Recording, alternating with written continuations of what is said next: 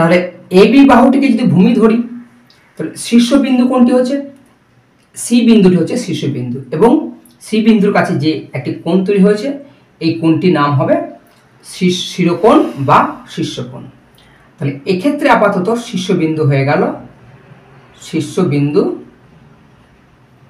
C, এবং শিরোকোণ সমান C. যদি আমি এ বিটিকে আমি ভূমি ধরি, এ বি বাহুকে, এবার দেখো এই এ বিকে ভূমি ধরে সি শীর্ষবিন্দুকে কেন্দ্র করে আমি অপর একটি বাহু আমি বর্ধিত করলাম এখানে, এবং নাম দিলাম ডি। তো এক্ষেত্রে দেখো আমরা আলোচনা করছি মধ্যমা। এখানে মধ্যমা কোনটা পাবো এই ত্রিভুজটির ক্ষেত্রে?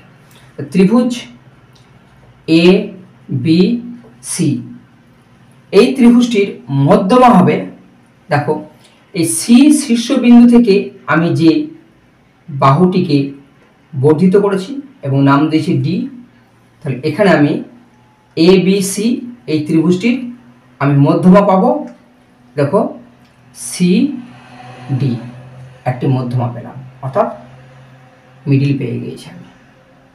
এই দেখো সরাসরি দেখো একটা মিডিল, এখানে একেবারে সি থেকে তোমরা টানার চেষ্টা করবে, দেখবে একবারে এই ভূমির মধ্যমা পেয়ে যাবে, অর্থাৎ অর্ধেক সমান সমান পেয়ে যাবে। আমার এক্ষেত্রে তোমার কম্পাসে এই স্কেলের সাহায্য করবে, দেখবে এই সমান দুটি ভাগে ভাগ হয়ে যাবে ভূমিটি।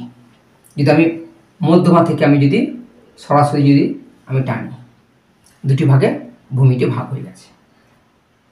সেই কারণে এখানে আমার মধ্যমা হয়ে যাবে সি ডি। তো স্যার একটা ত্রিভুজের আমি কটি মধ্যমা পেতে পারি?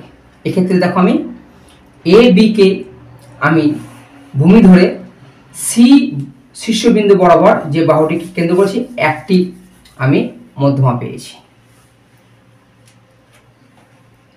এটি কি সিডি সমান মধ্যমা।